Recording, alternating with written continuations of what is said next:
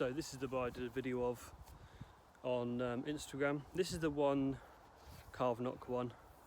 It's really nice light out here today. So this is 100 at 30 inches. It's about 75 knock to knock. So just a nice height, brace height. I keep mine low. That's about 5.5, maybe 5.25. 5.25, well, 5.5 to 6 is perfect, depending on the length of the bow. You can get away with 5.25 if the bow's okay for it. And then shooting, they're pine with pipekins, so that is a 12mm steel pipe forged into I'm going to call it a Tudor point. I know, Will, don't get angry at me, it's a Tudor point with 8-inch turkey feathers and their left trailing edge as well. I don't care about the distance, so I don't take off the end. If you want your better distances, cut that at a less than 90-degree angle, because otherwise that flaps around. Quite small grooves. If you're new to archery, get that slightly deeper. The originals are really, really shallow, barely enough for the string, but they can excuse me, they can accidentally come off the string if you're not careful. So if you're new to archery, go really deep. It will slow the arrow down a little bit, but you're better off having a bit of a slower loose than you are an arrow coming off the string. And then really important point as well, if you're new to warbows, dental floss arrow point, which there's where I'm shooting, 1/4 inch up. So get yourself a set square, 90 degrees, and then go about 1/4 inch up. Doesn't really show much on camera. If you find yourself getting grazes on your knuckle, go slightly higher. If it continues and you've already gone at least 1/4 inch up, there's something else wrong. And it might be your hand position. I see an awful lot of people when they shoot, so I'm going to hold it with my right hand so you can see, they'll shoot and their hand will do this. It's terrible, because it will really mess their bow in lots of different ways. But if you look at my arrow marks there, oh, I'm in the dark now, arrow points there, so the hand should be here. If the hand does that and it starts to come up, you actually move the mark up much higher.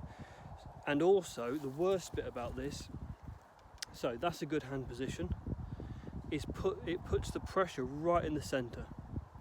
If your hand starts to tip like this, you're actually holding the bow down here. And I've had it before where a customer will say, oh, it's out of tiller, blah blah blah, after like so many months of shooting. I'll ask for a picture, which is what I do now. I say, can you send me a picture of you shooting? And what I'll see is their hands like this. And what they're doing is they're making the bottom limb significantly shorter than the top limb. And of course it's going to go out of tiller.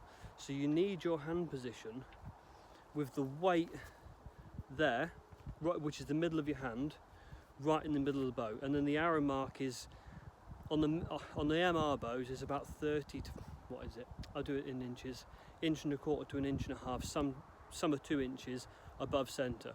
So how wide your hand is actually will determine where your knocking point should be. So your hand is effectively in the middle, and warbows aren't symmetrical at all. They look it, but they're not.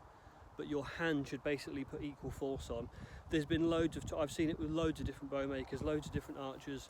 Their poor technique will lead to the bow coming out of tiller, and it is very frustrating.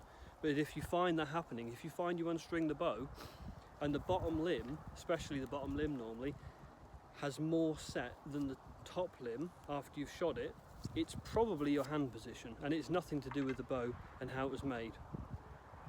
A little trick I was told by Mark Stretton actually,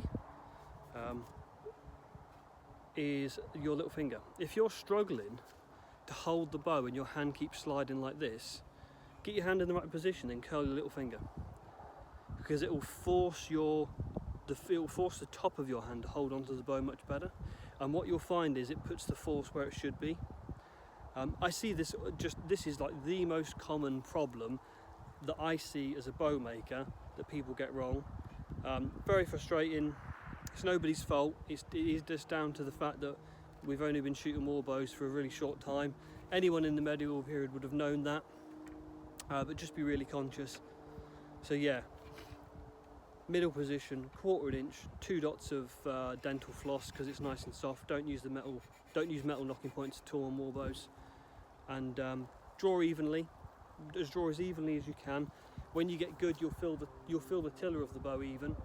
If you find it's the set, which it will take, all bows will take a little bit of set. If you find it's uneven, or maybe there's even compression marks on one limb and there's not the other one, maybe the bow wasn't tillered perfectly, maybe it's storage, highly likely to be your hand position, because that's the only thing that's actually bending the bow after it's been tillered.